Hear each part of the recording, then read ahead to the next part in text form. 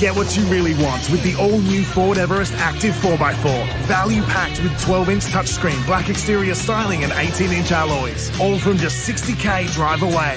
Get the Everest Active at participating Ford dealers.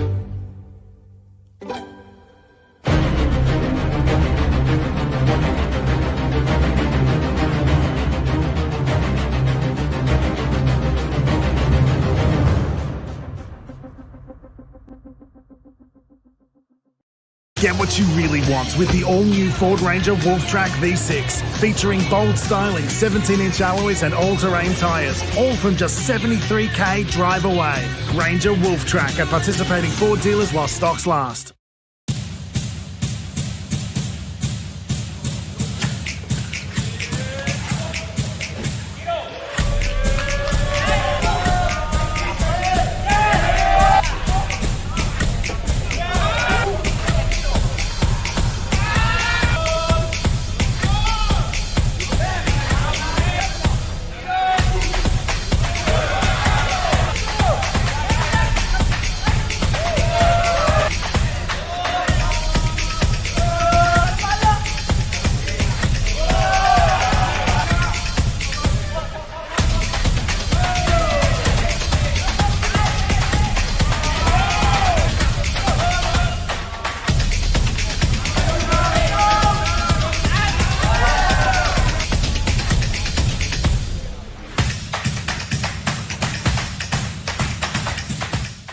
Hey everyone, I'm Tommy Neil Thorne. Tune in this weekend as the Rollers take on the world.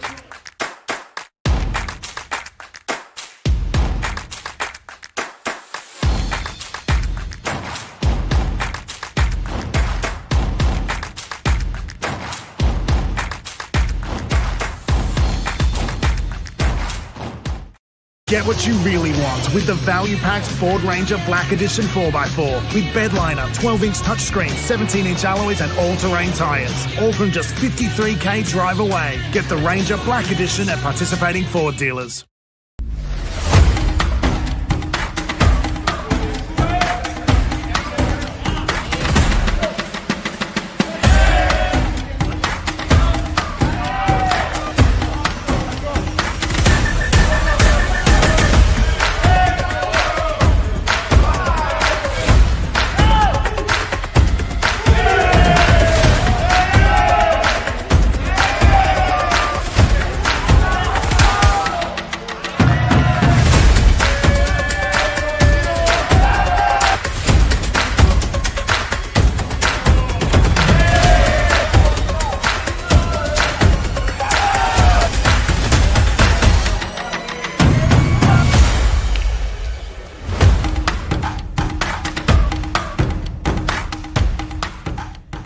What's up everyone, Jalen Brown here. I'm currently over in Turkey for the 25-26 Turkish League.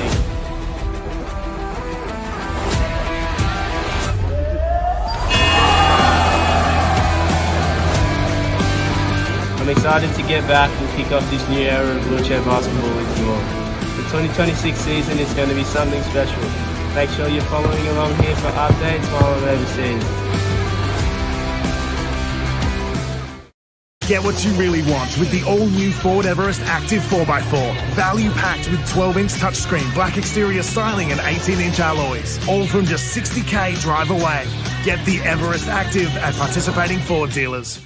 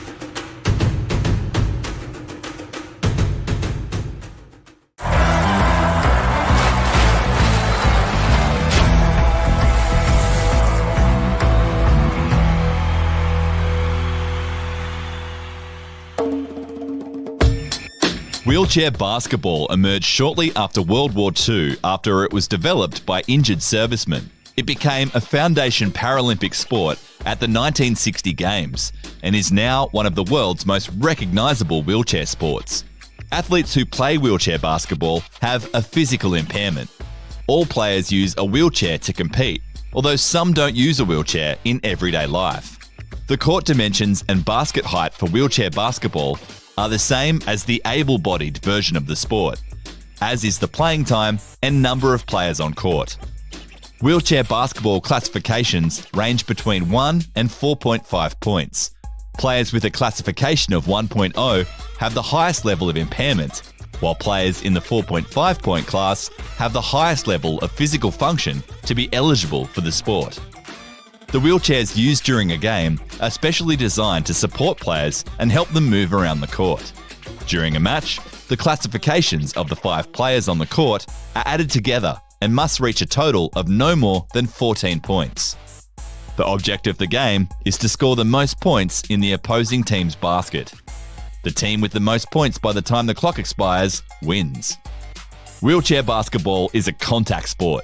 The sport is so fast that it can be difficult for athletes to stop in time, meaning contact is inevitable and can result in some spectacular collisions. While contact is permitted and even encouraged, head-on collisions are strictly forbidden and can result in fouls or even ejection from the game. For more information on wheelchair basketball, visit paralympic.org.au.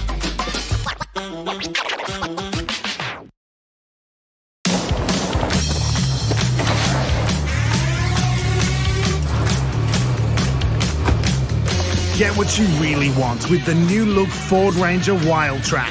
With its power roller shutter, stunning matrix LEDs and premium B&O 10-speaker sound system. And you'll also get a 4K fuel card.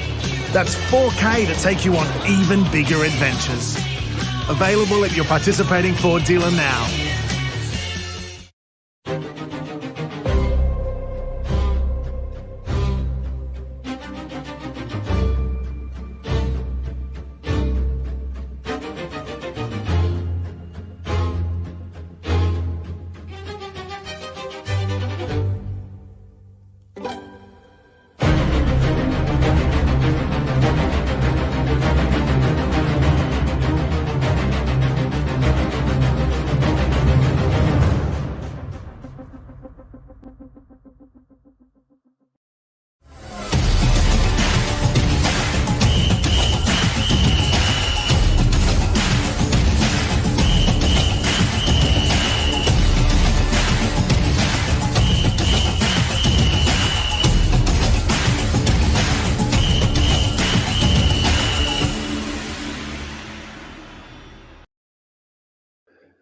Welcome to the AIS Centre of Excellence here in Canberra, Australia.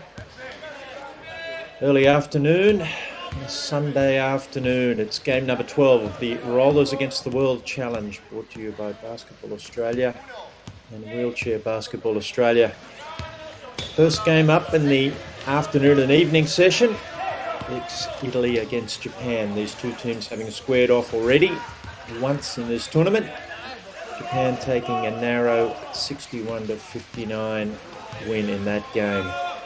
My name's Brendan Parnell and I'm joined by a man who can explain much more about the intricacies of the sport of wheelchair basketball, having played himself and now coaching it at an elite level, as we see the Japanese team list on the screen. Campbell Fraser, what are you anticipating in this afternoon's game? I'm looking forward to seeing the Japanese come out firing. They've had a game earlier today, and they really showed some really good passages of play there, and also a couple of things that they wanted to tune up and kind of get a little bit stronger with. I'm interested to see how they respond to the youth and kind of the forceful nature of the Italian side. I really like how these two teams match up, and they play very different kind of styles and just a little bit different in their flair. We've talked about the Italians having a fair bit of flair in the way that they play. They have style and they have a lot of speed and agility. And not to say that the Japanese don't, but they play a much more disciplined game. And it's always a question of who takes on whose style more, and who gets to stick to their guns. Our officials for today's game, as you can see down in the left-hand corner of your screen, Ty Hodgins, Glenn Rosenberg and Adam McIntyre. Both these teams have already played one game today, having played 2 games on Friday and 2 games on Saturday. Italy got their tournament not underway, but got their first win in this morning's game, beating Australia 69-55. While for Japan, they ran into a red-hot Spanish outfit, Spain eventually winning 70 points to 60. But for all 4 teams at this event, it's really preparation and some sort of calibration as they look ahead to the 2026 IWBF World Championships to be held in Ottawa, Canada. Particularly important event for Japan. After winning the silver medal at their home Paralympics in Tokyo, they unfortunately had to pull out of the Asia-Oceania qualifiers for the 2022 World Championships due to some COVID cases within their team. It's almost hard to remember back to the days of COVID when it was so difficult to have international sporting events, but that certainly affected Japan.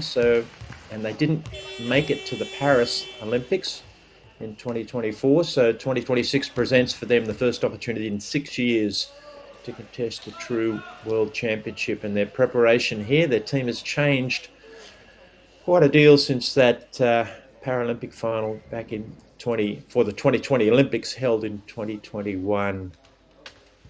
Both teams going through their final huddles as we look across the floor. Reminding you, this is game 11 of 16 games, a 5-day extravaganza of men's wheelchair basketball. A couple of semi-finals coming to you about this time tomorrow, and a playoff for third and a playoff for the winner. I hesitate to say gold medal game, Campbell, because I don't think there'll be any trophies offered, but I'm sure when it gets to that final game and the third place game that teams will be doing their absolute best to try and get the better of their opponents. I think it always looks better to call it a gold medal game, and especially for the players to have that little bit of fight in them. We know that they've played varying lineups and varying strengths of their lineups to really test out, as you said, knowing that they're not necessarily playing for anything. But I suspect when we get into the finals, it will become all hands on deck. Yeah, I think there is that element of learning how to cope with adversity and trying to find ways to win. It may not be pretty sometimes, but are effective. Right, as we look at the two teams on the floor, Italy, of course, in their blue, the royal blue strip. And Japan, having played in red this morning, are playing in their white uniforms. For Italy, it's Papi, Benvenuto, Gione, Sayed, and Borgonelli Joseph. And for Japan, Mariuma, Furusawa, Miyamoto, Akita, and Mikazuki. And Mikazuki is in the jump for the tip-off with Gione. Ball spews away, and the referees have determined Japan will have the first possession.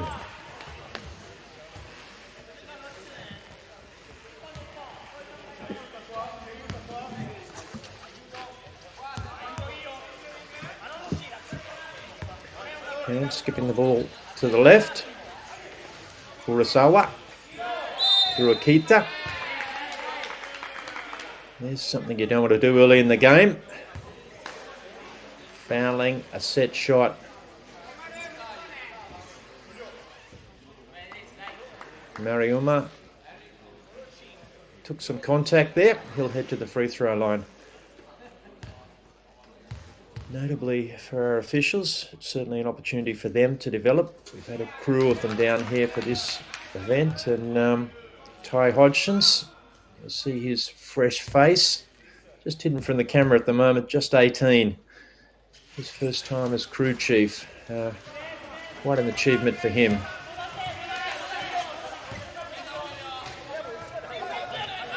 No look pass from Papi. Sayed. Borgonelli Joseph skates by. Benvenuto. Looks to set a screen, but Sayed thinks better of it and gets the Italian scoring underway with a lovely controlled mid-range shot.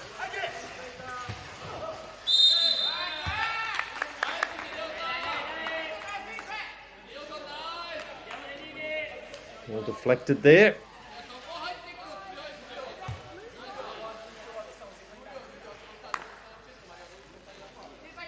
In fact, it's going to be another shooting foul. Mikazuki, the recipient.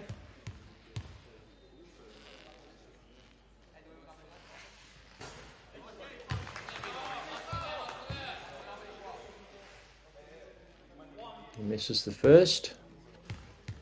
Adopting a bit of a 45-degree angle on the free throw line. Everybody's technique a little different. Dropped with that shot. Gione for Italy. Flips it back to Sayed.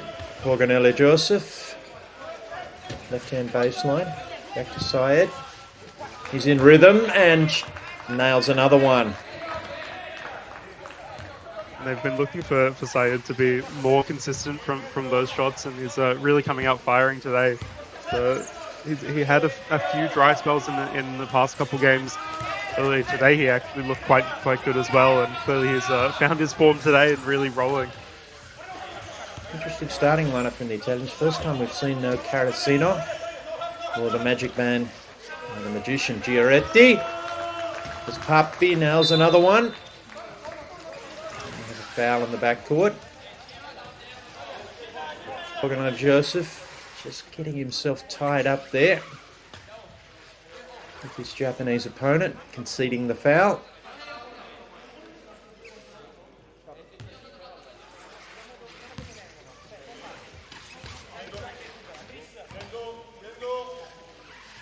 Mariuma hands off to Furusawa. He's almost left alone. Switches the dribble to his left hand. Gets it across the floor. Mikazuki. Back to Furusawa. A little bit of deception. Mikazuki goes bank. Manages to get that to fall just inside the shot clock buzzer. And it looks like he's becoming their kind of relax at the end of a timer shooter. That's the second time they've kicked to him with really not much time and not much opportunity to put the shot up. The second time that he's looked quite nice from it. The first one not going because of the foul, but that one looking very clean. Benvenuto takes that pass from Borgonelli Joseph, who went shot fake pass. He nails another one. Italy yet to miss. Japan answers again. Both teams flowing freely. Kita that time for Japan. Syed unguarded. Papi unguarded as well. His shot falls. It's a hula hoop, not a ring at the moment, both ends.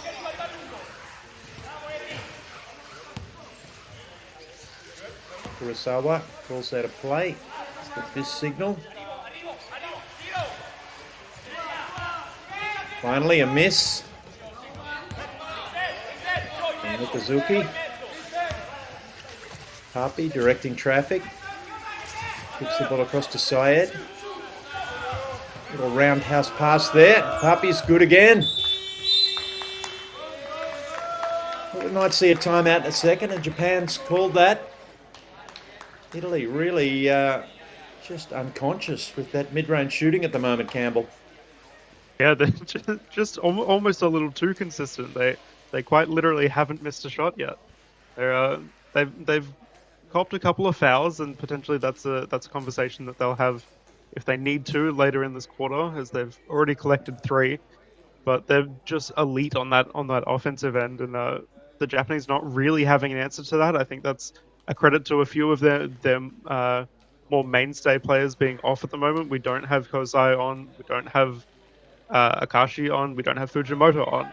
And they're all players that have played consistent minutes. Fujimoto playing a few less minutes. But currently Akashi averaging 35 minutes.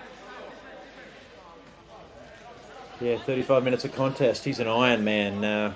Yeah, just 25 at the moment. Do that at that age. Turned 26 around the time of the World Championships in Ottawa. Anyway, let's see what the Japanese have managed to figure out in that timeout. Akita with the ball. Kurosawa is left wide open. Boganovic Joseph drifts back. Now he comes up. Kurosawa swings around. Shot fake. Back to Akita. Back to Furusawa. Shot clock's going to be an issue in a second. Furusawa gets himself in the lane. Bang. Baseline jumper. The Japanese really working to move the ball there, trying to force the Italians into jumping, something that they weren't comfortable with. It took them a while, and as you said, the shot clock getting down, but they finally got that cover to come from the other side. Benvenuto is short with the shot, but drew some contact.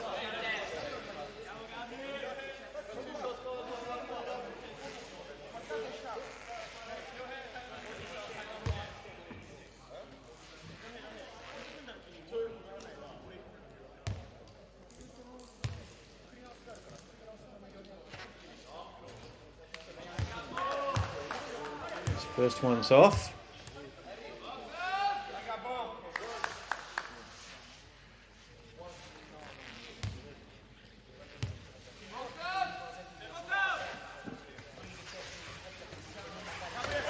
Second one takes a big hop, jumps out as well. Furusawa now for Japan. Working against a slightly scrambled defense. Ball comes middle. Mariyama reverses. Ball gets back to Furusawa. Little head fake, gets in the middle of the lane. Can't get it to go. Mikazuki, offensive rebound. Furusawa, the youngster, calling a play. If that was the play. Three's off.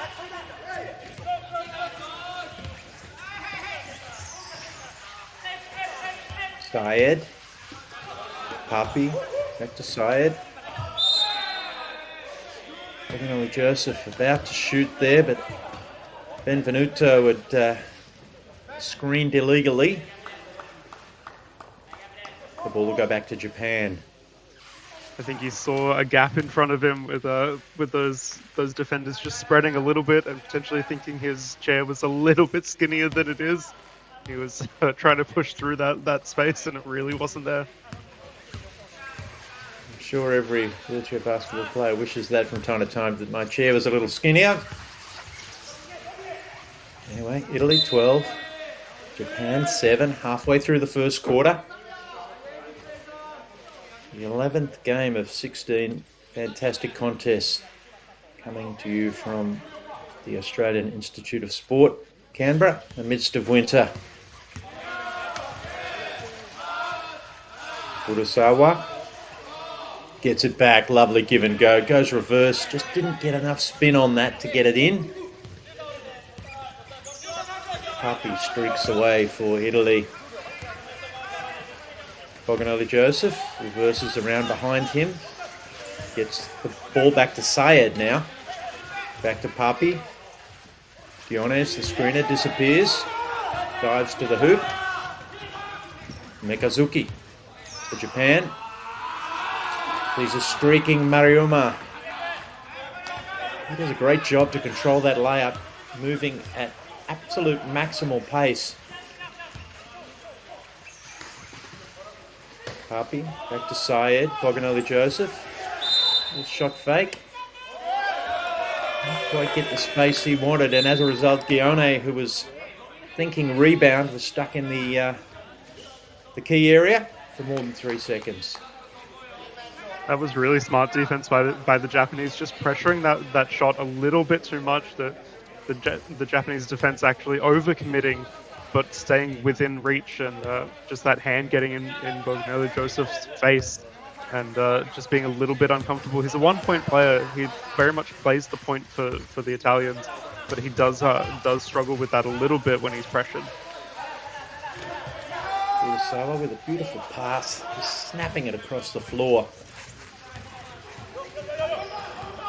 Carasino, 22, is crept onto the floor for Italy. Not crept, he came through the bench, but first time we've seen him today. Papi drives middle, cut off. Mariuma doing a great job defensively there, and the Japanese out and running again. Layup's good. The Italians have decided they don't like what they've seen the last 2 possessions with the 2 leak outs from Japan. They want to talk about things. Italy still holding a slender lead. 12-11. Yeah, and I think that's exactly what the Italians will be questioning, is how those breakouts are happening, and how the Japanese are kind of able to play a defense with essentially one person out, and then pushing to get that long pass, and how that's not covered. We know that the Japanese, especially with the lineup that they're running at the moment, have a lot of speed, a lot of agility. So the Italians really have to be on top of that early. They can't risk allowing someone to streak out, because there's a very good chance that they won't be able to catch them by that point. Yeah, I think, Campbell, based on what we've seen from these 4 teams over the weekend, that if we had a 94 feet or 30 metres, a sprint race from one end of the floor to the other, I think Mariuma, who's made the last 2 layups for Japan, I think Takamatsu and certainly Furusawa would be pushing for the medal spots in that sprint.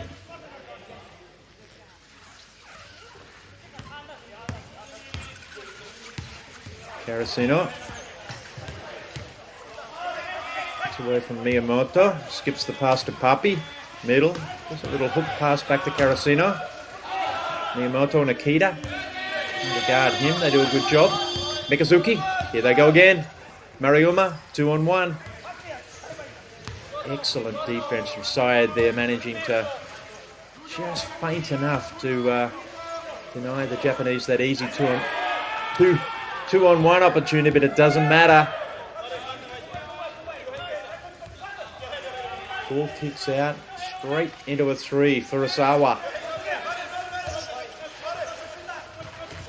Papi drives middle. Back to Syed, lovely cut. Carasino. Dramatic finish there, trying to convince the referees he may have been contacted.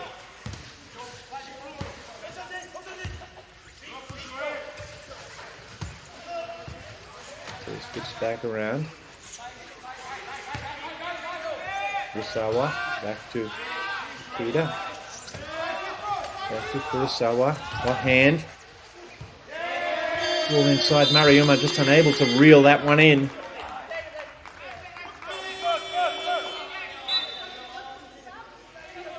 That's a really, really difficult pass to to throw in under the basket. Trying to almost get the lob up, but knowing that he didn't quite have the time to get the height on the pass that he really would have liked to. And just a little bit of a slow offense for the Japanese, essentially just costing them a couple extra seconds. Yeah, it was more a projectile than a pass. Karasuno gets his way into the paint. This patented series of hitches and fakes. He converts. Italy by 2. Just a touch over a minute remaining. First quarter. An intriguing contest with some different lineups. Younger players. One of those Furusawa, his passing is so beautiful. Just snaps them out. Karasuno wheels across the floor looking for an opening. Can't see it. Thinking pass now. The Magician's made his way onto the floor. Giaretti. We've got a wheel issue, but could be a quick pit stop for Syed. The mechanic's out. He'll be taken back to the pits for some adjustment, I think. That almost looks like potentially an axle is snapped. That's an impressive one. The wheel just wiggling as he was trying to move there. That's not the usual issue, and that's potentially a really difficult one to deal with. See the makeshift garage in the background, plenty of wheels. It's Giaretti. Back across to his running mate Karasuno. Shots off. Akita the rebound. Furusawa. Spies something he likes inside. Ball comes back across to Furusawa. Gets the lob. Wow. Italian's not so happy about that one. Mikazuki looks ruefully at his elbow. As he tumbled out of his chair, he will head to the free throw line. It's a fraction late, the whistle. I think the Italians thought they might have got away with that one.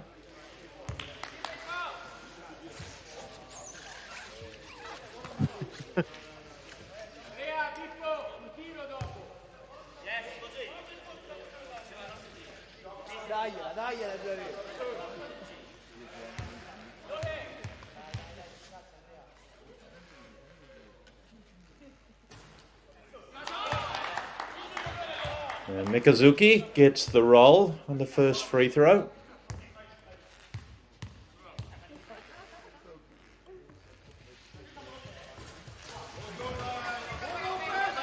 Seconds off. Giaretti zooms in for the rebound.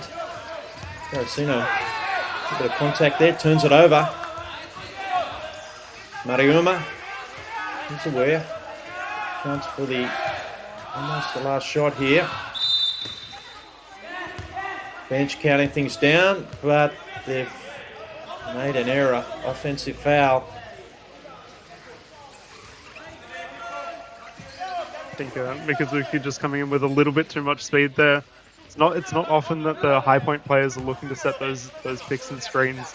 So occasionally they do come in with a little bit of pace and a little bit of aggression that they usually bring inside the paint, and they will get assessed with those fouls. Magician thought he might have been. If anybody can make that the half court heave from overhead, it's him. But that falls harmlessly away. Nonetheless, it's Italy 16, Japan 15 as we head to a break.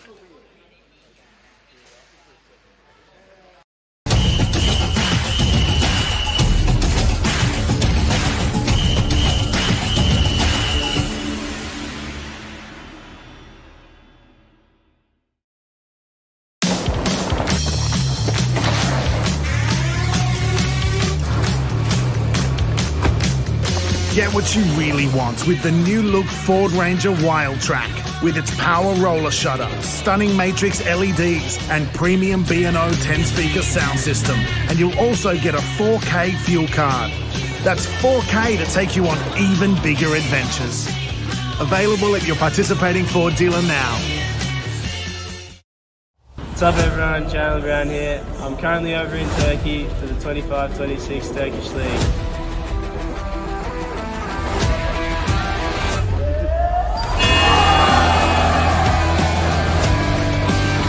I'm excited to get back and kick off this new era of wheelchair basketball with you all. The 2026 season is going to be something special. Make sure you're following along here for updates while I'm overseas.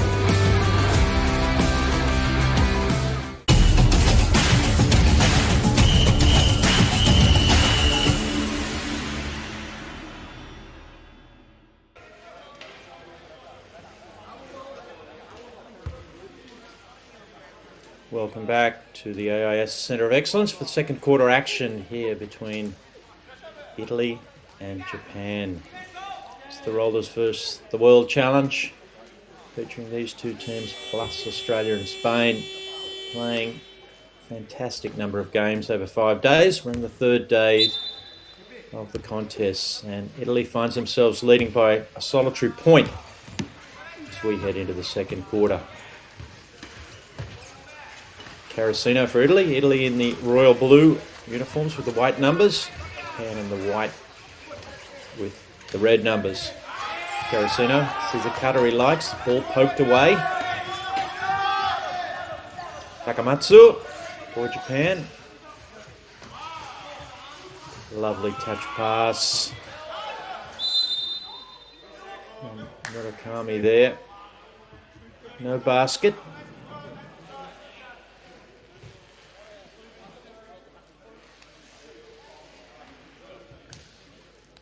Paolo and Spuels. Just checks with referee Hodgins exactly what happened there.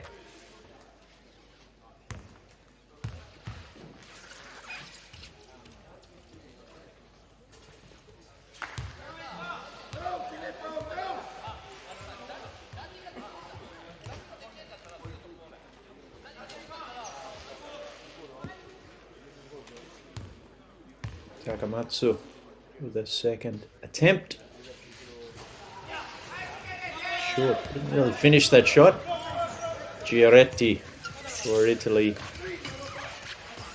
Goes down, Bogdanov Joseph, screen, skips to Carasino. Head fake, drives. A little bit of contact, the ball spills out to Akashi. Iron Man's back on the floor. Didn't see him in the first quarter. It was an extraordinary event in itself, given how many minutes he's played here. Murakami, there's a shot. He was almost facing the wall when he shot that one. Viewed off. Giaretti thinks about the three-point shot. He's certainly got that range. Snaps a pass to Carasino. There's some contact. Carasino's touch pass was a thing of beauty. We've seen that coming in from both teams a little bit. Those really fast passes. That's something that we saw the Japanese be a little bit lax on earlier today, with their passing just going a little bit wayward. And I imagine that was one of the conversations that they had, really bringing that in. And the Italians just being really in tune with each other right now. Giaretti gets the skip pass, has himself set. Airmails the shot. Murakami, no look pass inside. Takamatsu. A little bit of magic. Murakami, we've seen a few nominations he's made for the Magician title. At the moment, one of his opponents here, Giaretti, clearly holding that. And the shot-making prowess we've seen earlier in the tournament. Carasino drives baseline, back to Giaretti. Bogdanelli Joseph hasn't found a shot he's been able to get up until then. That was a little bit of odd kind of scrambled defense from the Japanese. There was actually two jumpers to go high for that point. when only one of them would have been needed, and potentially just a little bit of a miscommunication as to who was jumping from which side and which side they wanted to protect the outside shot from. Got a holding foul on Italy there. Early stages, second quarter. The 11th game of 16 games at the Rollers versus the World Challenge from the Australian Institute of Sport in Canberra. There's a man we haven't seen much of, Furusaki. Comes up shooting. And he calmly makes that shot. Carasino. Skip pass to Syed. He looks to dump it off. Ruiz gets that to go.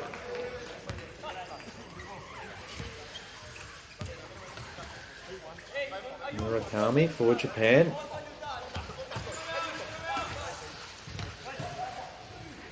Skips a pass. Lovely touch pass again. Furusaki couldn't get it to go. He was almost under the rim when he tried to shoot that. Carasino pushing for all he's worth down the floor. Murakami denies him. Now he comes middle. Giorgetti. Just fails to tumble. Murakami does something he likes, but his pass is a fraction long. Takamatsu takes a tumble, but he's straight back up. That's what you like to see. The Japanese, even with a little bit of a wild pass going there, really diving for that ball and falling onto the floor. That's one of the things that the younger players will do a lot of, is really commit for those drives, whether it's there or not, just to show that they're driven. Boganelli Joseph kicked the pass to Carasino, but the screen from Spuez was an illegal one to spring Carasino open. Officials are all over that. Phillips' third foul this quarter. Still 6.5 minutes remaining. Maybe a concern for them later on.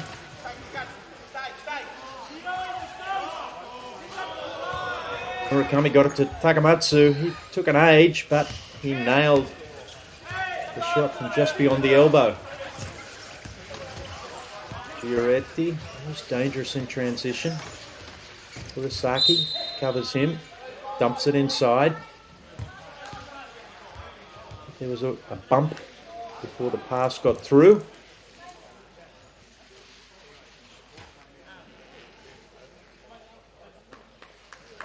Giorgetti, one of the most dangerous spots for him. He's capable of anything with these passes.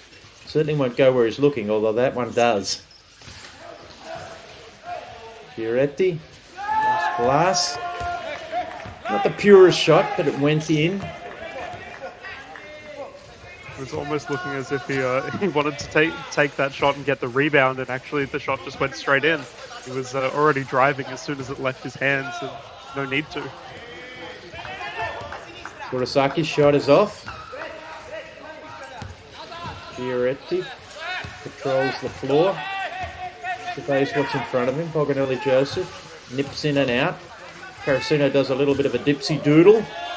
Comes back around off the elbow. His shot goes in and out.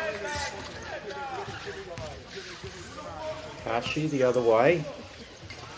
Miyamoto almost the screen. There it is. Murakami just sailed into that three-point attempt on the move. It was off. Carasino, Boganelli Joseph uses those long arms to advantage to reel that pass in. A bit of contact. Another foul on the Japanese team. Both teams with 3 fouls this quarter. The calls for fouls have been a little bit soft, not particularly problematic, but it'll be something for both teams to really switch onto. They've had a couple plays where they've just had a little bit of contact, bumping and kind of getting into the spirit of it, and those fouls will keep coming in. As we see Furusaki foul Carasino instantaneously. That inbound pass, and the next Japanese foul will result in 2 free throws for Italy. Which is quite the issue with a touch under 5 minutes remaining.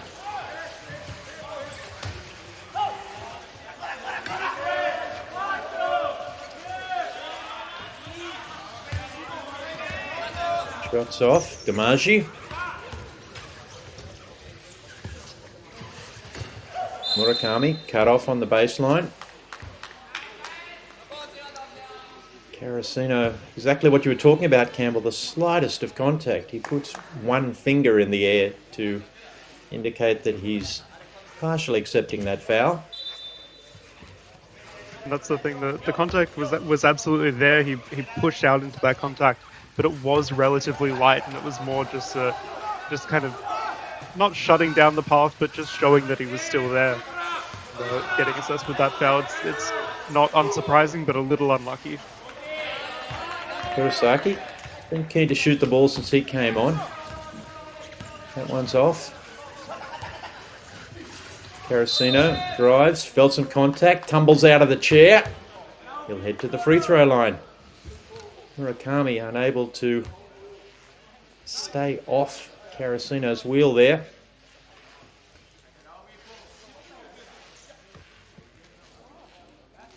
That'll be a 3rd foul for the man with the salt and pepper hairdo, Murakami.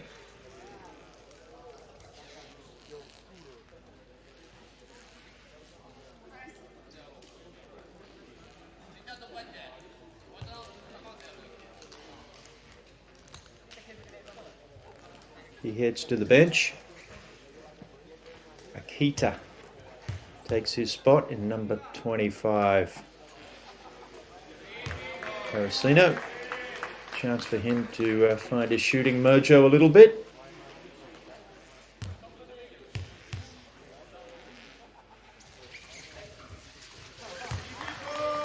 He's perfect. Both those shots hitting the same point on the back of the rim. Kurosaki, ball for Japan. Set across to Iron Man Akashi. Kurosaki shots off. Carasino the rebound. Pushes. Cut off. Kurosaki with his back to him. Now faces up, Damaji. Defenders roll under for a second. Damaji abolishers with the mid-range shot.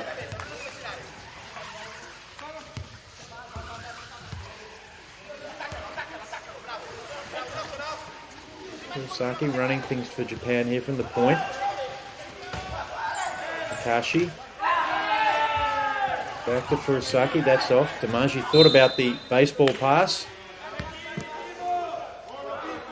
Didn't make it, but he did draw some contact, so we'll march down the other end of the floor. Damaji can shoot some free throws. Yeah, this is where the...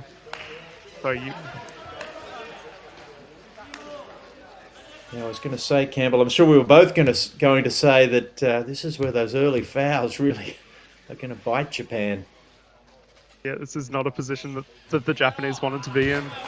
And it's pretty uncharacteristic for them. This is not a situation that they're used to getting into. Potentially, it is a good experience for them to have and to learn how to play from this position. But it's not a fun thing to force Italy to go to the line, especially when they're already ahead. Yeah, I think if you were going to say what are some of the primary characteristics of the Japanese team we've observed thus far, foul discipline would be there in very highlighted writing. They've been meticulous until today. Akashi gets us underway. Kita back to Akashi. He's running a bit of the point now. Finally, Kurosaki gets one to fall. He's been the man that Italy's probably deliberately or subconsciously left open on some of those rotations and skip passes.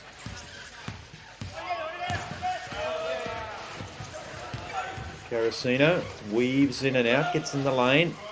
Patented hesitation, makes the shot. That's a really nice drive there.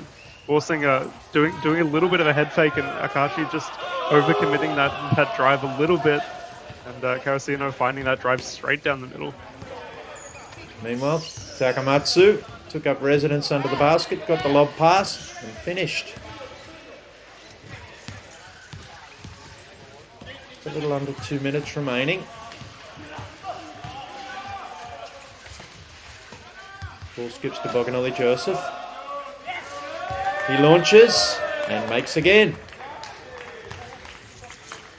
I love that little outside shot with the almost over-exaggerated finish with the hand out to the side.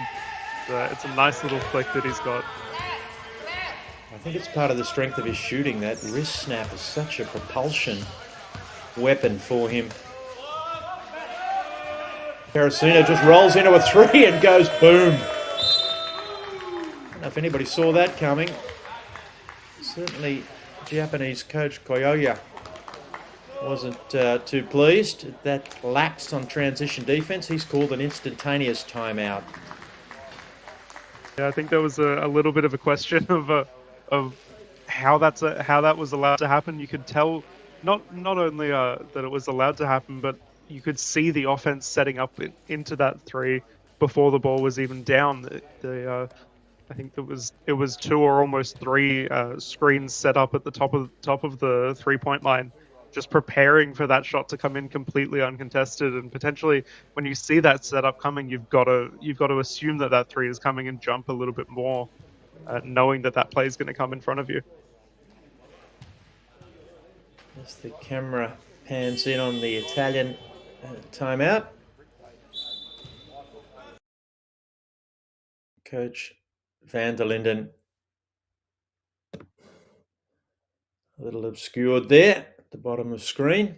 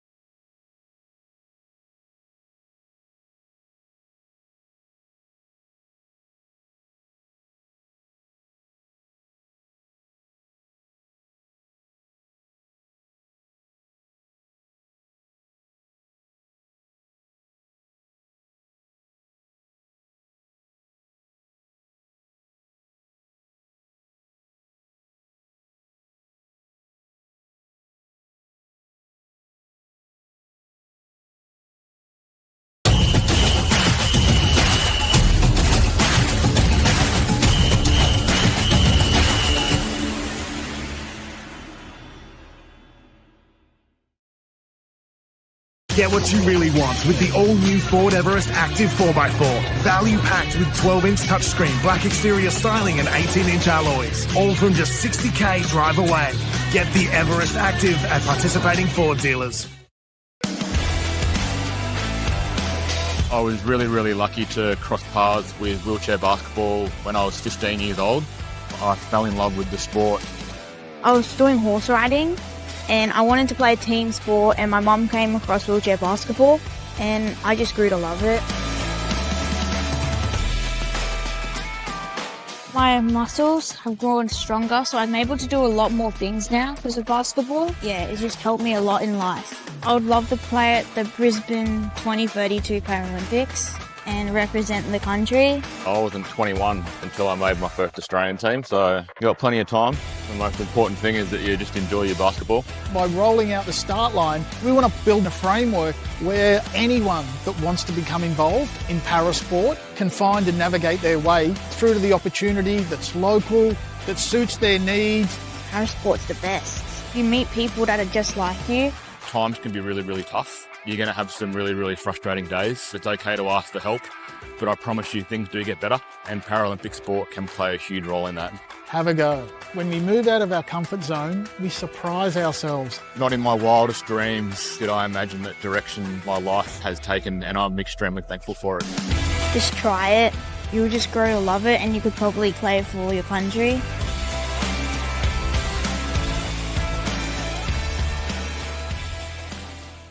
Hey everyone, I'm Tommy Neil Thorne. Tune in this weekend as the rollers take on the world.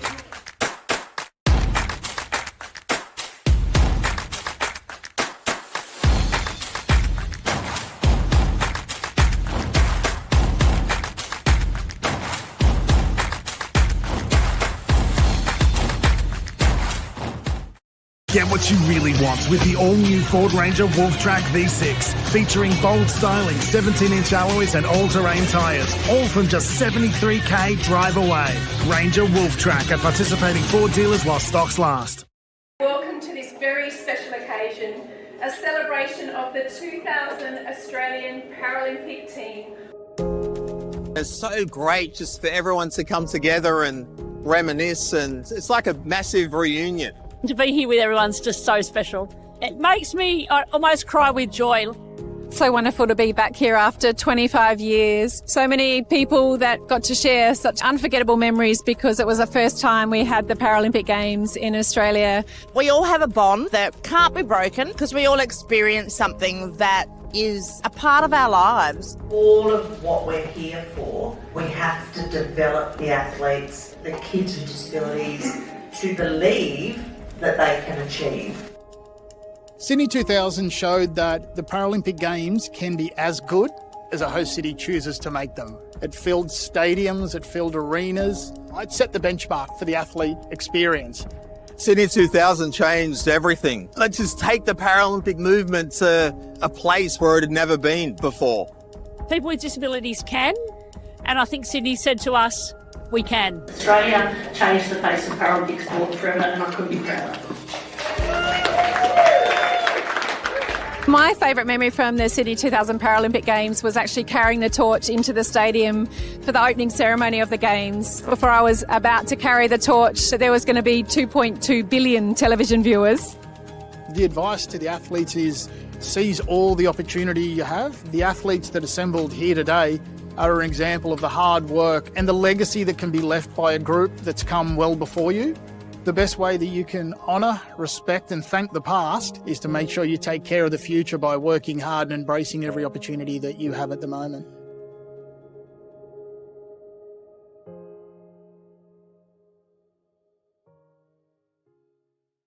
What's up everyone, Jalen Brown here. I'm currently over in Turkey for the 25-26 Turkish League.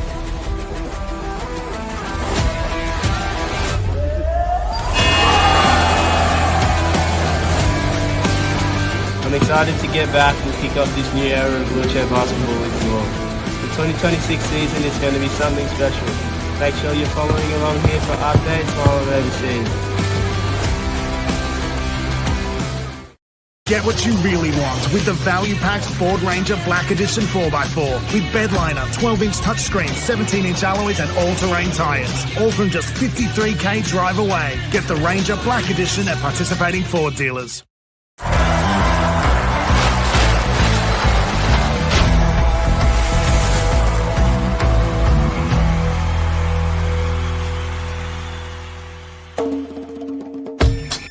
Wheelchair basketball emerged shortly after World War II after it was developed by injured servicemen. It became a foundation Paralympic sport at the 1960 Games and is now one of the world's most recognisable wheelchair sports. Athletes who play wheelchair basketball have a physical impairment. All players use a wheelchair to compete, although some don't use a wheelchair in everyday life.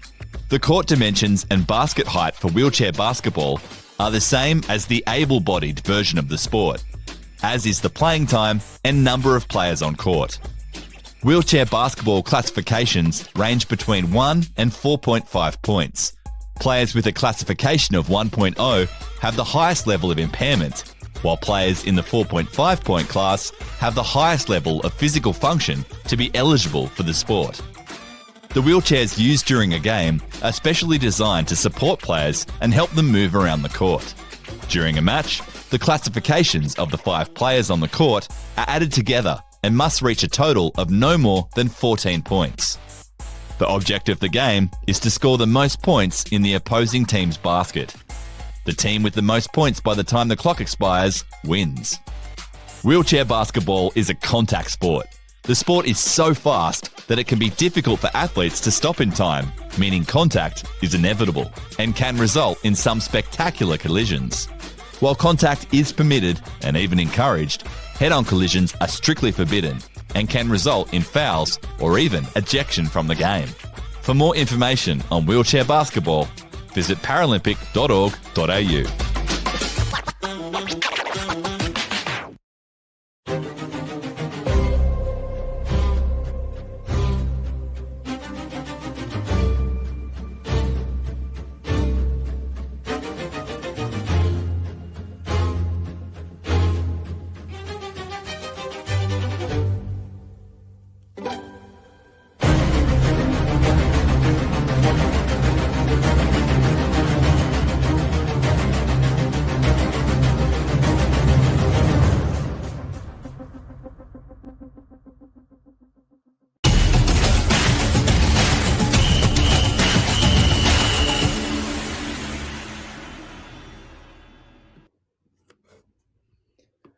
Welcome back to the AIS Centre of Excellence for the second half of this game between Japan and Italy. Apologies if you missed the last minute or so of the first half. We had some technical difficulties, but I can tell you that Japan was able to make the last 2 baskets of the half. Takamatsu, that man you can see scoring there, and dragged the margin back to just 5 points at the break. Campbell, Italy were probably valued for a larger lead than the 5-point one they hold. Yeah, they've looked incredibly strong here. They're looking quite comfortable, and I think off their game this morning as well, they're feeling quite comfortable and really finding their position. They've looked a lot stronger every single game that they've played across this weekend. Other teams have had their time coming and going, but the Italians look to be really growing into this space. Yeah, after that first win this morning, certainly on the up. Nothing really to discern from those raw statistics. Italy with 14 2-point makes to Japan's 12. Both teams just the single 3-point success. Free throws, parity, fouls. Italy did hold a significant rebounding advantage midway through that quarter, but as Japan was able to fight back, they've redressed that balance somewhat. And the turnovers pretty light on for both teams, so I don't think there's anything too marvellous in any of those numbers, Campbell. No, the only thing to note is the Japanese turnovers being quite low And they had a few more turnovers in their game this morning, and that's clearly something that they've decided to really work on and pay attention to, and really they've come kind of back to what they're known for. We talk about discipline on the side of the Japanese. They play a very disciplined, strict game, and this is much more what we'd expect from them. Okay, we're underway. Second half. It's Japan in the white uniforms with the red numbers with the ball. Italy in their traditional royal blue. Furusawa kicks it across. Akita back to Furusawa. They're in shot clock trouble already. Syed bails them out. A lunging foul there. See the disappointment etched on his face.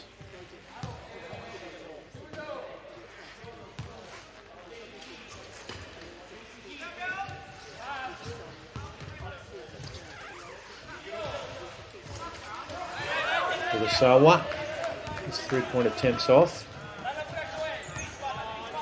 Gione, the rebound for Italy. Hands off to Syed. It's left open. Boganelli Joseph on the curl. Back to Syed. It's good. Shown a very neat touch in this game.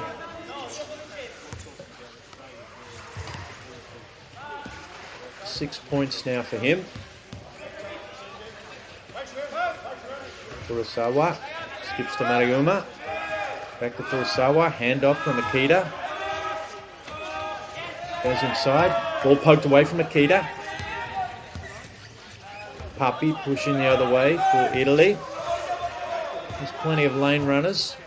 It's down to the baseline. Wheels back around. And again. And again. And almost again. Finds Gione. He finishes. That was a real offensive persistence. Yeah, that was a surprising little offense from the Italians. The screen and closeout really coming from Boganelli Joseph to get Gione in on that first run, and opting not to pass into that and look for another option, and then Gione really fighting for that position that he was already had been in, and just showing that he deserved to be there and maybe make that pass the first time. Gione finishes the 3-point play. Mariuma with the ball for Japan now. Akita flips across to Furusawa. Akita back to Furusawa. Back to Akita. A lot of perimeter passing. Not much else going on other than this. The cut. Beautiful rolling hook there. Furusaki. Kind of lulled the Italian defence almost to sleep there with that ball reversal, but Italy turns it over, going the other way. Another one of those projectile passes. Very difficult for the lower point players to catch something that's not in the spot they need it. Mariuma. Akita. Same perimeter action. Back to Furusawa. Little head fake. Back to Akita. He can't resist going for three and nails it. I don't know if he was always planning that or just the reversal wore him out, but it's right on the money. Benvenuto turns it over this time. Just a couple of disasters the last couple of trips for Italy. Akita. Furusawa. Akita. Furusawa. Perimeter passing. Will they probe for an opening? Mariuma goes middle. Gets manhandled there by Pedron.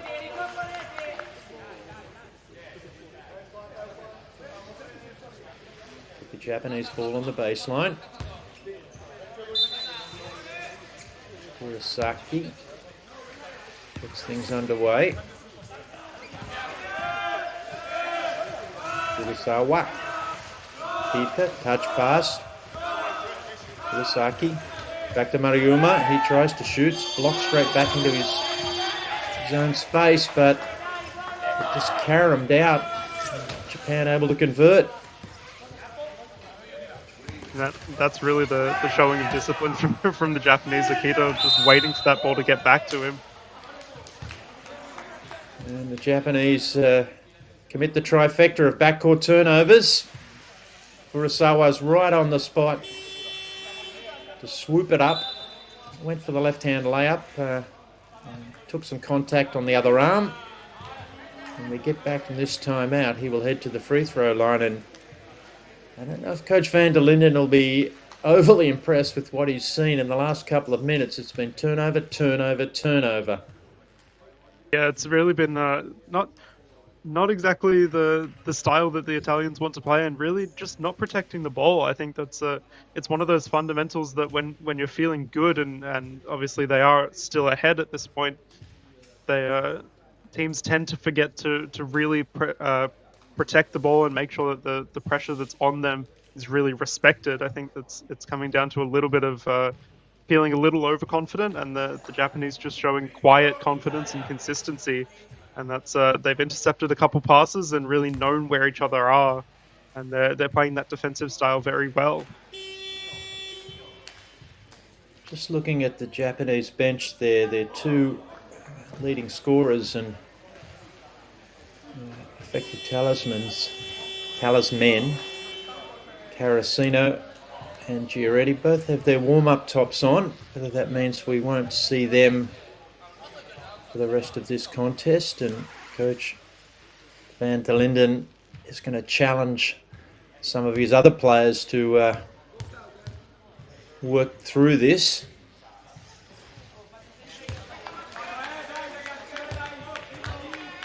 Furusawa, his first shot is off. It's always amazing when he misses. Everything looks so fluid in his shooting action. Having said that, he clangs the second one off the back of the rim.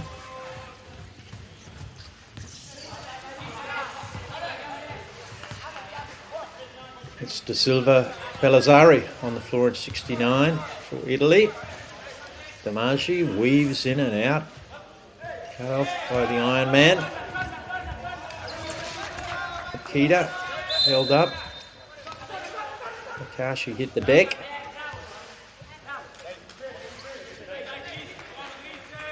He looks at the official quizzically.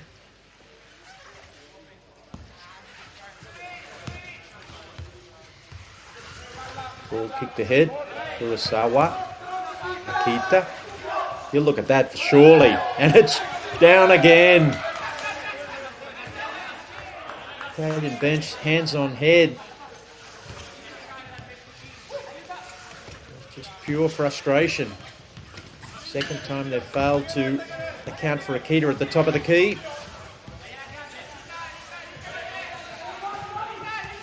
Damagi. A lot of dribbling going on. Mariguma eventually leans in to foul. Bails out the Italian. I like that they had a little quick handshake there. He was recognizing that absolutely was his own contact, and it's one of the best things about the Japanese. They're very honourable in the way that they commit their fouls. They know when they're in the wrong, and they will absolutely own it. There's no fighting back. There's no arguing. Damagi leans back, knocks down a much-needed two for the Italian team that was ailing. That lead's just evaporated. Kita drives baseline, kicks back to Akashi. Lovely extra pass from Furusaki. Japan unable to finish. De Silva Pellizzari finds Pedron. He quickly whips it back.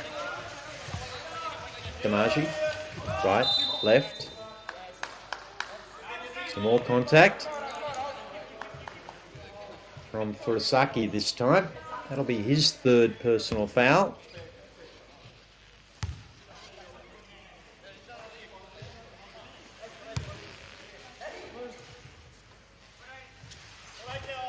De Silva Pellizzari gets it in. Gione sets a bit of a screen for him. Damagi, his own little brand of in and out. Nails another shot.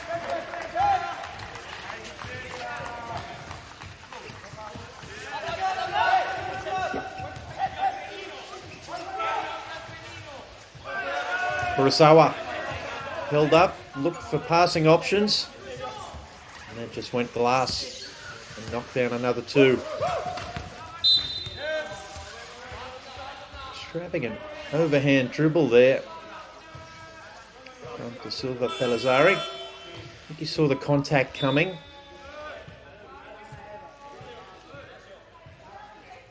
He does draw the foul. That's Japan's third this quarter.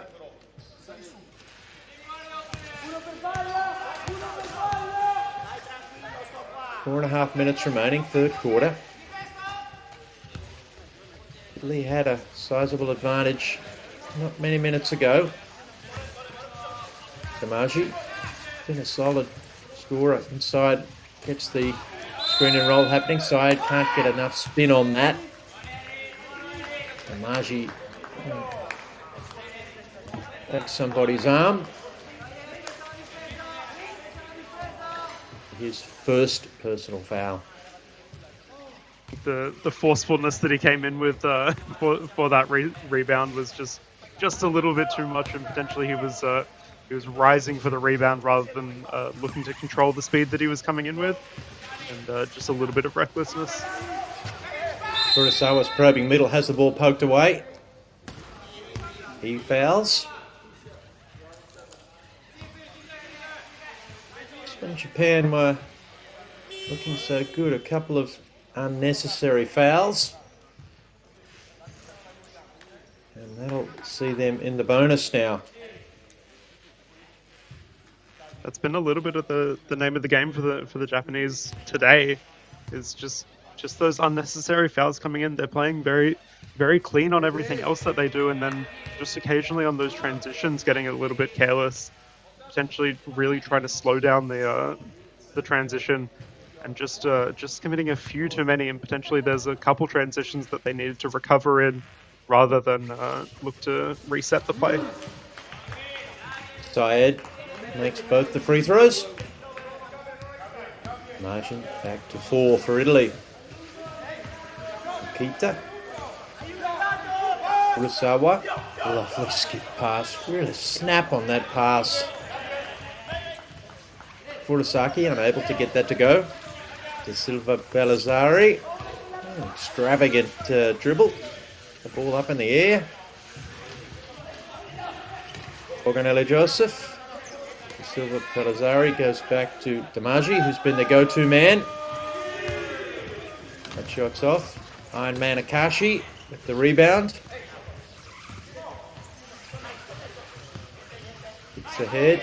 Mariuma. Kurosawa looked for all the world like he was going to shoot that. Over to Akita, back to him. Akita, shot clock running down. Bench letting them know. Lovely bounce pass from Furusawa to Akeshi. He finishes. Damaji jammed in the backcourt. Needs to get that across the timeline. He does. Syed. Hand off to De Silva Pellizzari. Nice baseline, looking at a series of cutters. Gione comes with the screen. Both defenders stay under. De Silva Pellizzari obliges. Because you can't do that to me. Kashi. Across to Akita, lovely pass. Akita, I think fouled from behind by Borgonelli Joseph.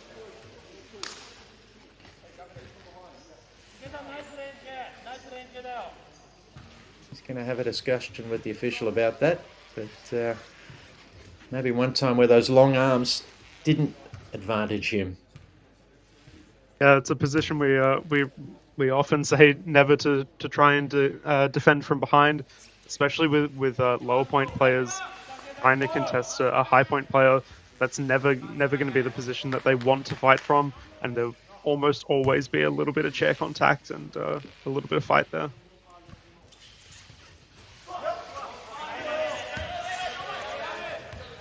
Keita's off at that second one. De Silva, Palazzari, across to Damagi.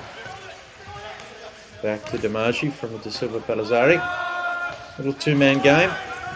Might get it to go. He's got an unsportsmanlike foul again. Transition was underway. And one of the Spanish players has just unceremoniously stopped that transition of, the man who's like grease lightning, Mariuma. We've seen him today. He'd be one of the favourites in the 94-foot race in the chair. I do want to see that Campbell at half-time in one of the games. I don't know if they have that at the World Championships, but they should. I imagine it's probably a little bit hard to convince them to do it in between training and in between all these games that we're throwing at them. But it would be fascinating to see. There's a couple on each team that really get going, and especially on that really early that quick start. There's a couple players that don't have that quick start but really get going, but there's a couple that just fly from the start. Yeah, that straight line speed's a fantastic thing. It's another three.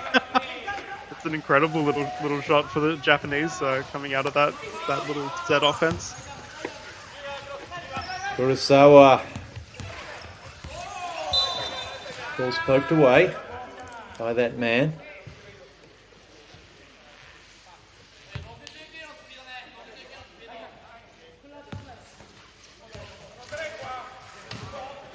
Leonardo Joseph. Italians turn it over recklessly. Here is one of the road runners. Kurosawa. Gets to the middle, snaps a no-look pass. Shots off. Damagi the rebound. The tick over a minute remaining. Third quarter. As all the contests have been here, hotly contested, back and forth. Pogonelli Joseph. Some might have thought he was shooting, but he was passing. And Damagi finishes. And we're going to see a Japanese timeout just with the end of the third quarter in sight. The venerable elder statesman of the team, Fujimoto, in fact, takes his warm-up top off. We've seen him injected a few times, Campbell, just for the final minute or two of quarters. Yeah, as much as I love Ryo Fujimoto's way of playing and the things that he brings to the Japanese side, they're really using him as a little bit of a controller and throwing him in when things aren't looking quite as strong, and they really need someone to settle the style that's being played and settle the game.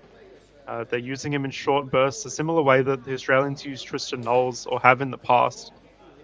Just using them as really a little bit of a helm and someone for the team to back themselves back around. I really like the way that Fujimoto takes on that role, and he does extremely well in the short minutes that he's given. He gets quite a few points involved, but also is really instrumental in the rebounding and really controlling the way that the offense shifts. For anybody who doesn't know who we're talking about, he's just rolled onto the floor in number 13 for the Japanese team. You'll see him with the long black sleeves. He's a legend of the sport. He's got a bag of tricks as well.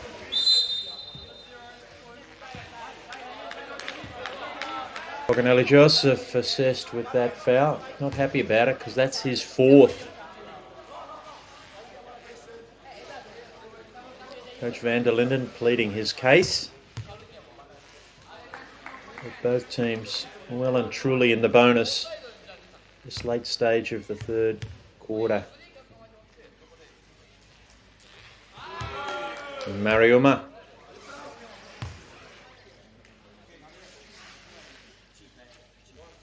Good with the first.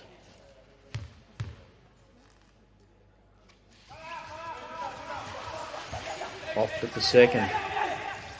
Who else? The rebound. Ball kicked ahead. Sayed's got to wait for reinforcements. The Silva Pellizzari. Two Spuels inside. He can't finish.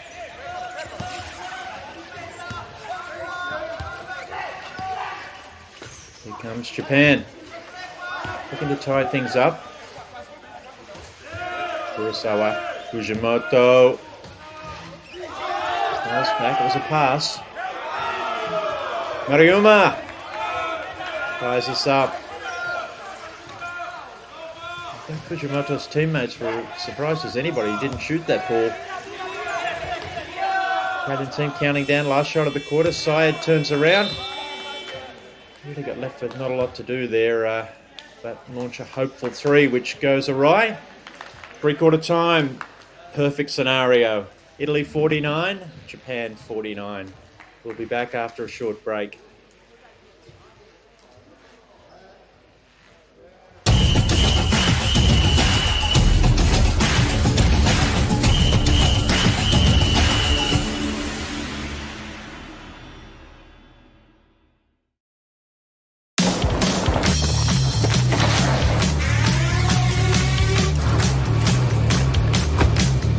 Get what you really want with the new look Ford Ranger Wild Track.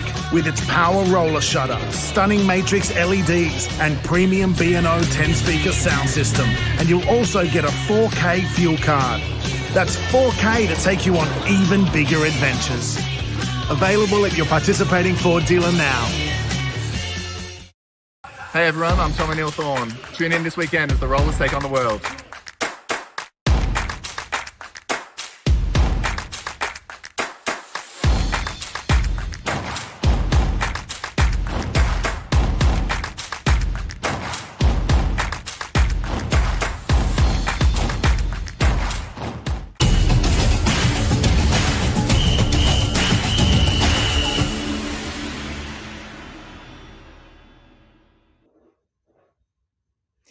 Welcome back to the AIS Centre of Excellence.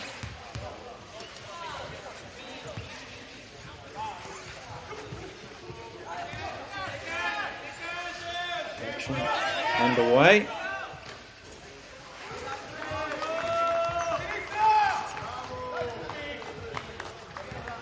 Italians made some wholesale lineup changes there, going back to something vastly more experienced than Giaretti. It's the first shot for them. Kozai now for Japan.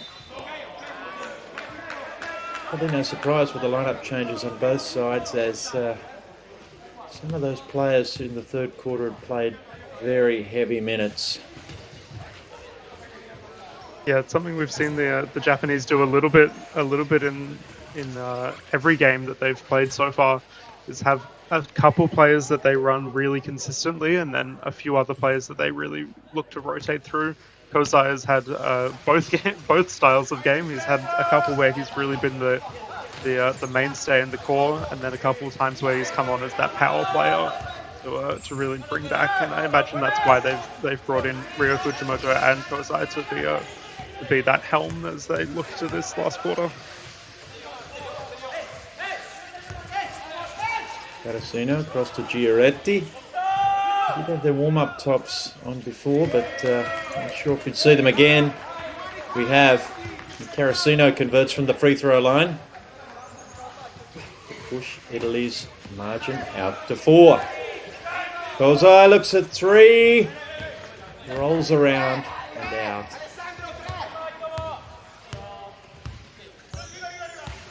Carasino now for Italy.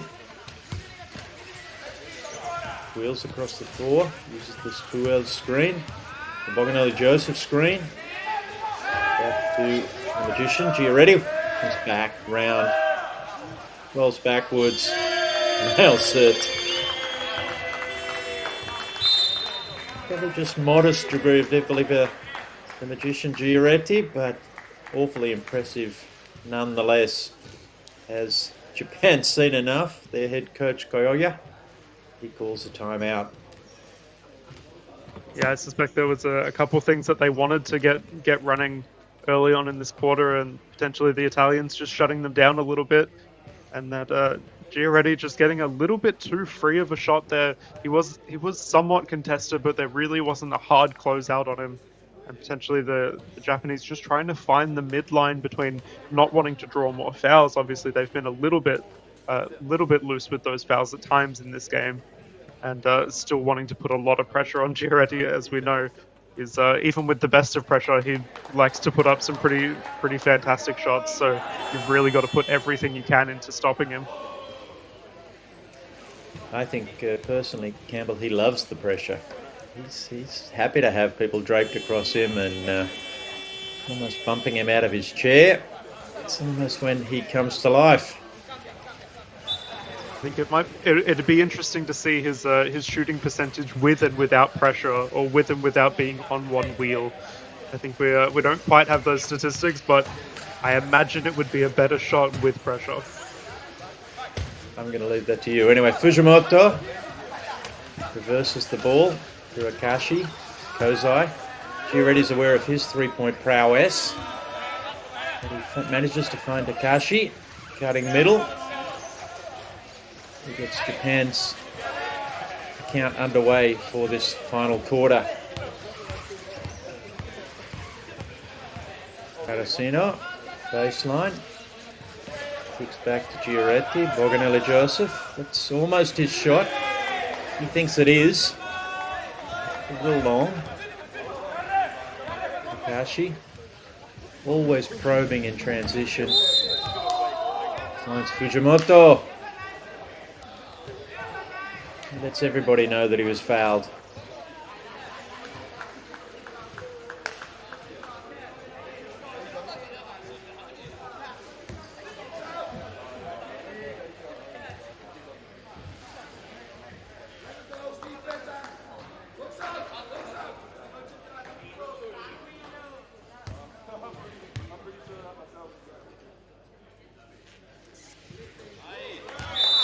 Rio Fujimoto.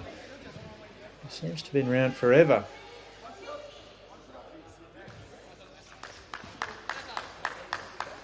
I think we've seen a technical foul. Players looking a little mystified. Something to do maybe with the free throw line, Campbell? Yeah, potentially. I think there was a little bit of confusion. The Italians probably pretty happy to just come away with whatever's being called and not question it too much. The referee Rosenberg was certainly, and is still trying to explain to the Japanese players something to do with the free throw line. Carasino has a friendly handshake with young referee Hodgins for no particular reason. He will shoot the one technical free throw. I have a feeling we're going to head back down the other end for that second free throw from Fujimoto after this. He makes that.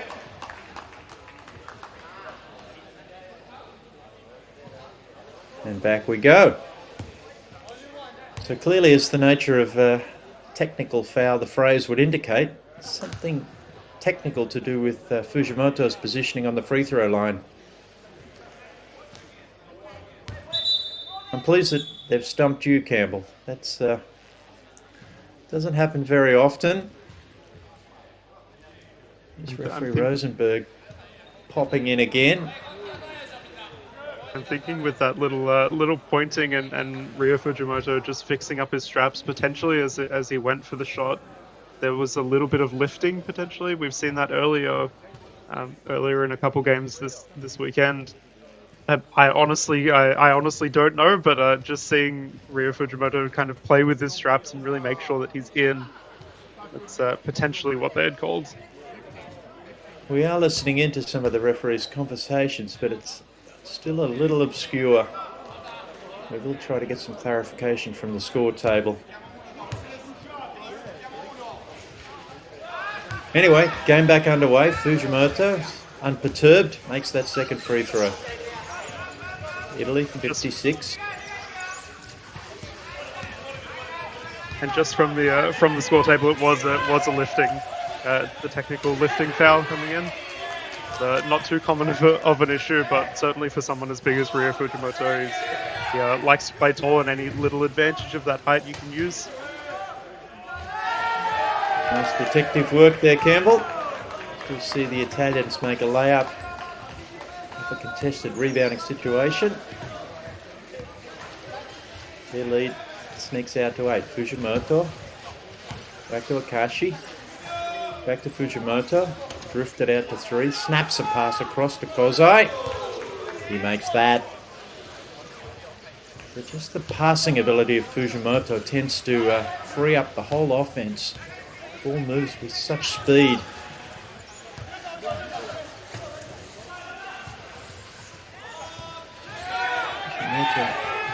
Might have lost Ruiz there. Ball snaps inside to Carasino. Back out to Giaretti. He's going to do something fancy. Leans, goes back. One-hander. It's off. Fujimoto. There's the outlet pass, but the whistle had gone. Spua's pretty lucky on that offensive side. Just fumbling a little bit when he looked up for the shot, and I think potentially that should have been the shot that he took. But I think he saw a little bit of a driving lane in front of him, went to go down, and just fumbled a little bit, obviously able to recover. But I think that's sometimes that little bit of inexperience, just second-guessing that shot for just a little too long. See the teams for the next game starting to congregate behind the respective benches. A little under 6 minutes remaining. Nobody saw that pass. Certainly not Akashi. Yet he's back to the action. He fouls. Just Japan's first in this last quarter, so no dramatic consequence yet. Akashi's second personal foul. Carasino sitting on 3 fouls for Italy, and as is Boganelli Joseph and Spuas. So a few concerns there. Carasino.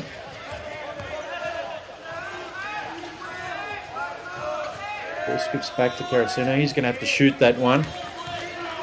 Comes up short. Kashi.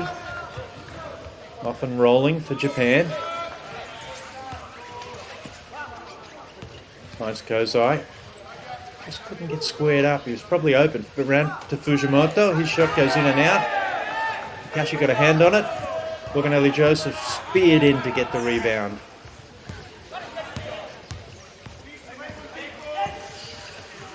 Carasino now. Back to Giaretti. It's a little bit of a bump from Akashi. Ruiz. Going to be in there for a long while. Fujimoto. Weaving, snaps a pass. Kozai. It's a hard closeout and throws it away. Here he goes, Giaretti pushes it ahead. Fujimoto got back. Giaretti did the little in and away. I think he looked up and saw Ryo Fujimoto coming at him with a lot of pace, but knowing that hard stop is pretty hard to deal with the size that Fujimoto comes with. Just that little bit of patience, that court knowledge, and just waiting. Fujimoto no look pass. Kozai drives baseline. Ruiz stayed with him. Box up, that's short from Mariuma. Giaretti. Syed flips a pass across the floor. Carasino. Kashi closes out with his back to him. Back to Carasino. Syed's the open man at the free throw line, and he makes no mistake. The buzzer from the bench goes in the background. Japan want to talk about it. They were almost over the hump, and Italy's managed to pull away again. They lead by 8 with a touch over 3 minutes remaining. Yeah, the Italians looking really strong here, and I really like the ability to kind of move through a couple different players. Obviously, we know Boganelli Joseph is sitting with a few fouls and probably in a pretty uncomfortable position. He's usually an outside scorer for the Italians when they need to kick it out and can't really contest inside, especially when Ryo Fujimoto's on for the Japanese. He's been locking down the inside of that key. But Saeed has actually been coming in and protecting that outside shot and been really effective at that range. Obviously, Carasino, we know, is going to be consistent inside the key and outside the key and pretty much anywhere you need him to be. And, the Japanese don't really have an answer for that quite yet, but they look like they're working on it, and then occasionally they'll just drop the ball quite literally. And have a few uncomfortable sprees, and then the Italians really capitalizing on it. Right, play back underway. Japan just allowing the ball to roll up so as not to start the game clock. Furusawa back on the floor to Akashi. Haven't seen him attempt a three-pointer for a while. But has a look in and spirals out.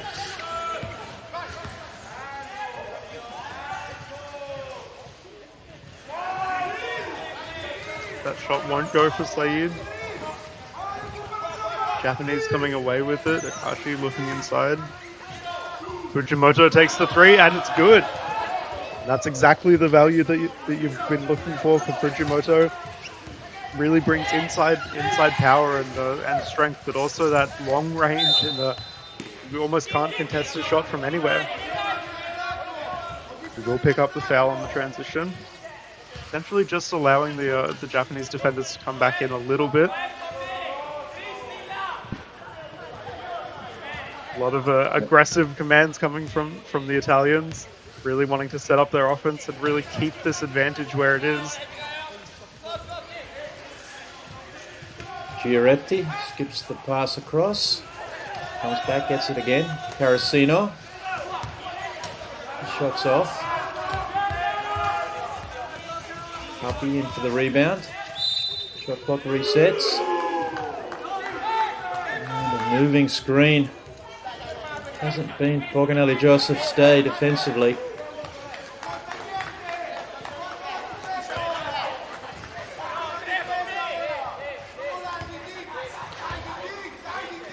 That'll be his fourth.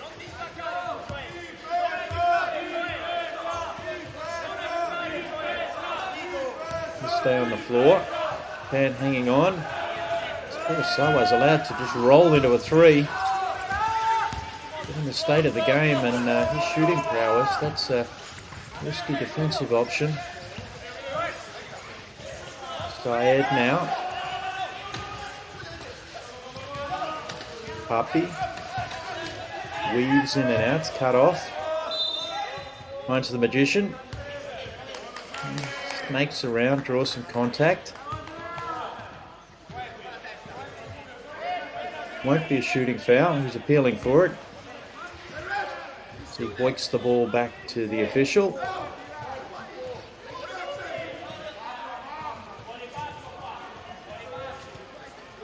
Just a minute and a half remaining. Italy clinging to a 5-point advantage. This is the 11th of 16 games here in the Rollers against the World Challenge. Carasino, Papi, they're happy to run some clock. Papi can't get that to go. Akashi, the rebound. He's looking to push. Furusawa. Fujimoto might have drawn a fraction of contact there as he lunged into that three-point attempt.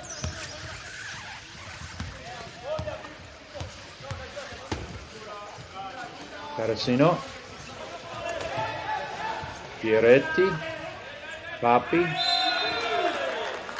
He just fumbles it out of bounds.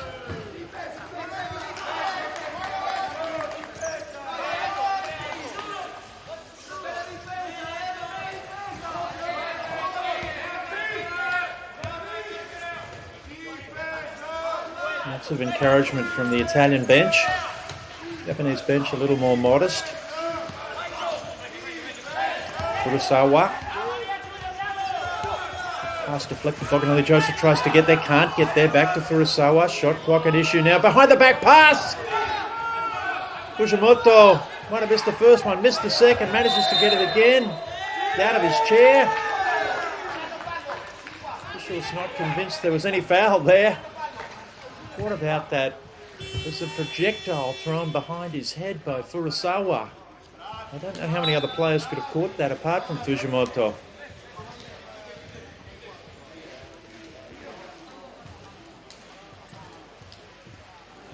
As we see a timeout. Campbell, that was some pass. Yeah, that's that's. I wouldn't say emblematic of the Japanese, but something that they're extremely adept at is those kind of awkward passes and passes into lanes that really don't look like they're there, but when they make those passes, they make them with drive and commitment. And if anyone's gonna pull it in, it's Ryo Fujimoto, and the big man hitting the deck, and I imagine being a little bit sore coming up from that. But the Italians, it's a little bit late for Ryo Fujimoto to be showing off this well, but the Italians don't really have a great answer for him, and that could be something for them to be aware of going into the following games. Yeah, he hasn't been overused minutes-wise, certainly, given his age. But his experience just seems to allow everybody else to relax on the floor. Imagine it's quite a special thing to play alongside him. Anyway, Japan with the full court pressure.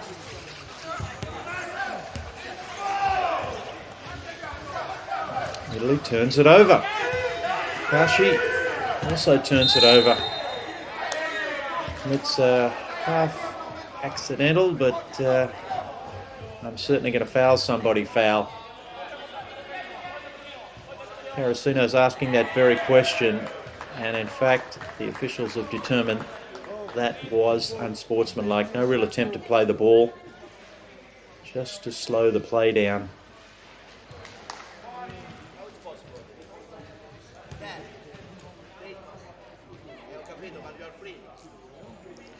Giuretti adjusts his shooting sleeve.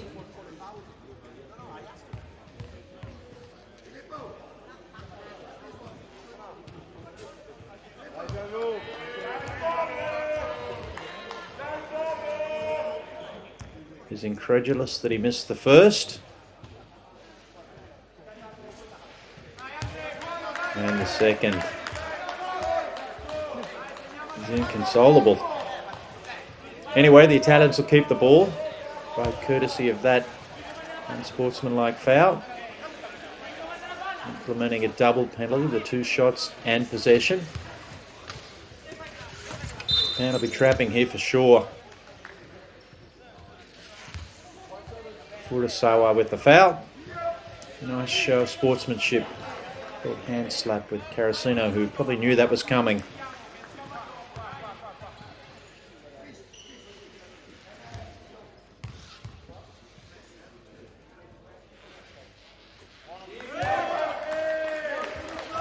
Carosino is perfect on the first.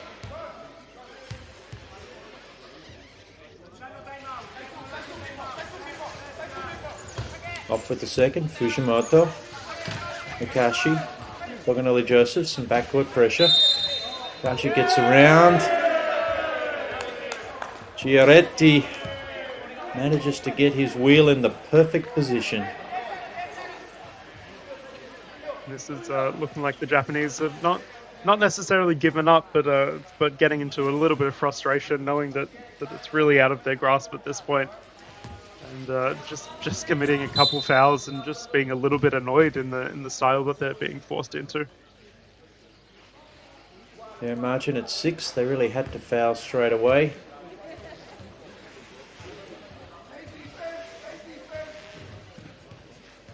It's a good opportunity for them to practice end-game situations. There's certainly going to be situations where they have to either steal or foul off an inbound pass like that.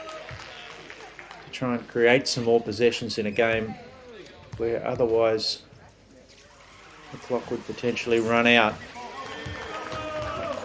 Garicino good with the second. Margin at 8.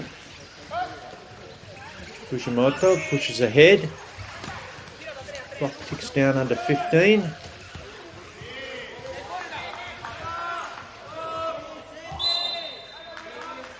Ball kicks across. Fujimoto pulls out of that one.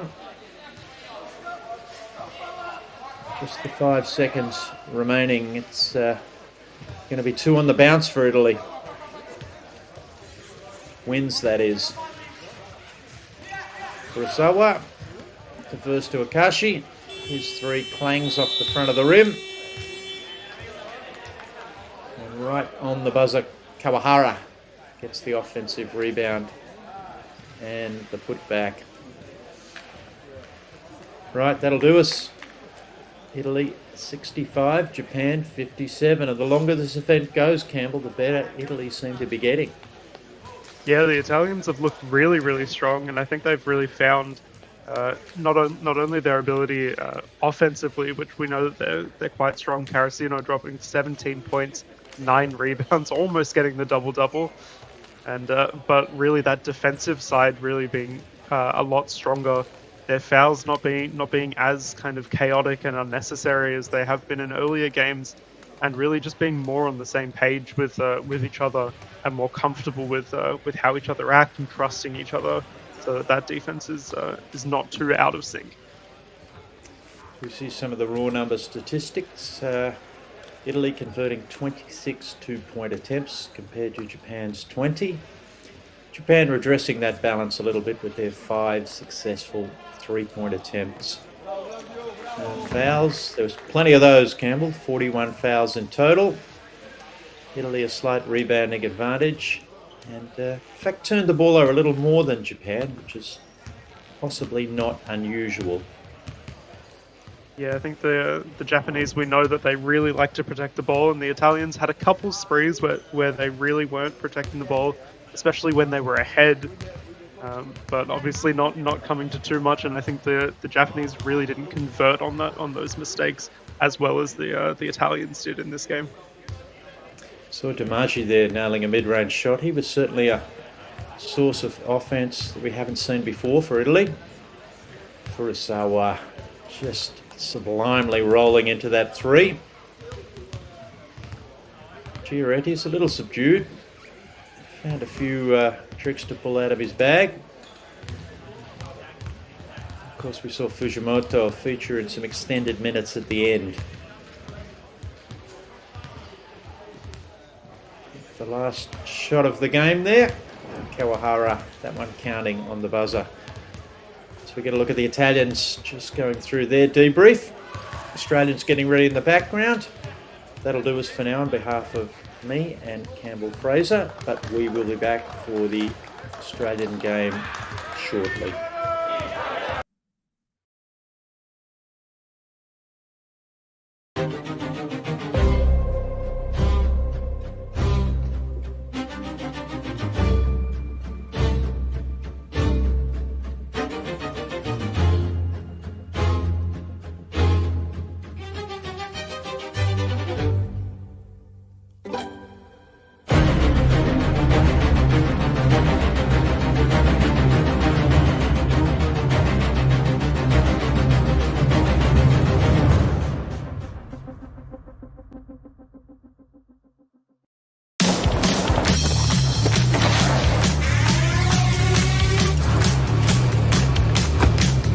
Get what you really want with the new look Ford Ranger Wild Track.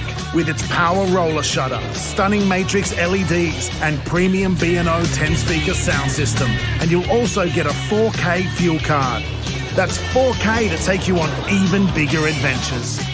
Available at your participating Ford dealer now. What's up everyone, Jalen Brown here. I'm currently over in Turkey for the 25-26 Turkish League.